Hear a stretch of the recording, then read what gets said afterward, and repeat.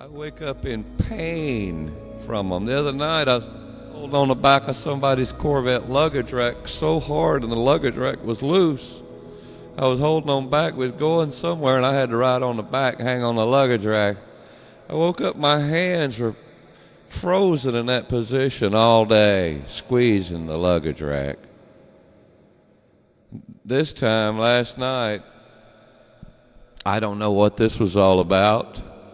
There was some woman involved. There's always some woman frustrating the hell out of me. I don't know who she was, but for some reason, I don't know, for some reason I'm responsible for everything. And I had to go. I think her son had died or something. It was my fault. I think it was this guy we called Lips in Kenwood, isn't it? Lips had died. And I had to go for some reason, so I guess it was my fault, and there was a problem with her plumbing. Not her personal plumbing, her plumbing in the house or whatever. I'm not a plumber. I can fix things, but I'm not a plumber. Let's stick with the story roads. Anyway, so I had to go over there, and I didn't know much about plumbing, so I took Cooley and Tater with me, a couple old friends from childhood. Cooley was the plumber. I don't know why Tater was there. It's just you rarely saw Cooley without Tater. And Cooley went in there and started looking at it. It was I don't know if it was the commode or whatever. I think it was the commode. Yeah, Cooley was going to work on the commode for me. But after diddling with it a little while there in this miserable, frustrating dream, he finally tells me, well, you're going to have to change the tub. I'm thinking the tub was in the next room.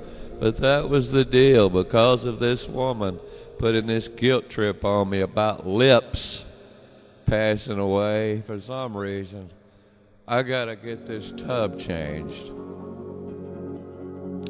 I take Cooley and Tater down there again. We come back, but we go back in the bus for some reason. In my old bus, which was a remodeled school bus. So it wasn't the greatest bus in the world, you know. You did good to get around in it. And we get down there and we go in or whatever, and this woman comes out. She had brown hair is all I know, one of these bouffant brown hairdos. I don't know who she was. But she said, so we went in there and we fixed the damn tub. We had to replace the tub to get the toilet to work. The commode. And then, as we're about to leave, she has something she wants to show us. It's something y'all need to see. And so we have to go in, and this is even hard to explain. I can't remember explaining it all, but somehow it was a fake funeral. Lips had faked his death, or somebody had faked Lips' death. Lips Bishop was his name. And we had to sit in there and observe it. We had to go upstairs to see what they had done. That apparently Lips Bishop was okay somewhere. He wasn't there, but he wasn't dead. And then I noticed Cooley and Tater all dressed in black. And I look at myself. Of course, I have no pants on. And I'm standing, and I got this little red painted shirt that I painted in with paint all over it. And I have a walking stick in my hand, which is a crowbar. And I'm just standing there waiting on this to be over with no pants on and my painted shirt with my crowbar, looking at Cooley and Tater over there all dressed like they're going to Sunday morning revival or something. Sunday school. Okay, so apparently that ends up and we get to leave. Well, first I look over and there's an old dog of mine in there. I think it was Charlotte.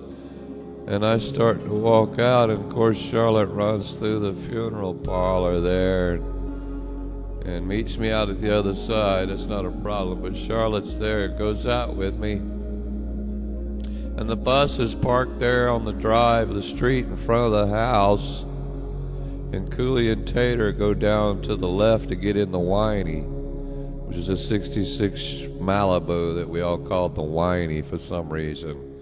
They're going down there to get in the Whiny, and I'm climbing up in this school bus that I had remodeled.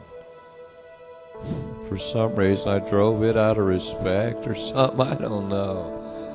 And I get in it, and I start to pull off. Of course, I'm in a place I've never been. I must be up north somewhere. I'm not in the south. And I see a big, huge freeway over there, but I don't get on it because I don't know what freeway it is. And of course, Cooley and Tater just disappear in the Whiny. So I go down this road. It looks like it's big enough. It's across from their little house. There's a field over there and stuff. It looks like there might be a place to turn around over there, maybe head back the way I came. But as I get over there, I realize there's not a place to turn around there. There's a big lake of water off to the edge, and this is all dirt. It's it's not a big space, so I'm gonna have, it'd be hell to turning around. It could be dangerous. So I keep on going, and it just keeps getting worse and worse. And eventually I'm having to drive off these ledges and stuff in this bus. And I'm lucky enough to get it to do these things. I keep making it through these obstacles. Then I wind up on this one big, huge, round wood thing, which is like a big, giant patio. And I managed to get the bus up on there without getting it stuck. And the whole thing's sideways. It's like, just steep as hell sideways. And I'm driving that bus real slow around that thing. I get to this one place, I try to back up and go a different direction. I back up over some guy's tape player, and some black guy walks up and tries to tell me, "You run over the tape player." And I just paid him no mind. I just tried to go on before anybody got after me for squashing their tape player. And I just kept going through these places, and like these little eateries, and where all these people up north were eating, and nobody was from the south. And it just kept getting worse and worse. There was just no way, I could find no way out of there. I can't remember every obstacle I was in, but it was just non-stop places where buses don't go. And before I woke up, the last one I went into, it's like I went in this room, there's a blonde-headed guy sitting there, and he was saying something like, "Now you're here," or whatever, and I drove in there and noticed it was all full of sand. It was sand everywhere. And I finally started cussing and say, "What the hell? How do I get the hell out of here?" And I think I woke up then as I started to back out of that sand pile with all those people sitting around eating and drinking. It's like every place I was in was some kind of huge tavern, or some place where they all drink beer and eat hot dogs. And I woke up then. I hurt so bad. I'm tired of this. I wake up every morning in pain, my neck and my arms and my mind.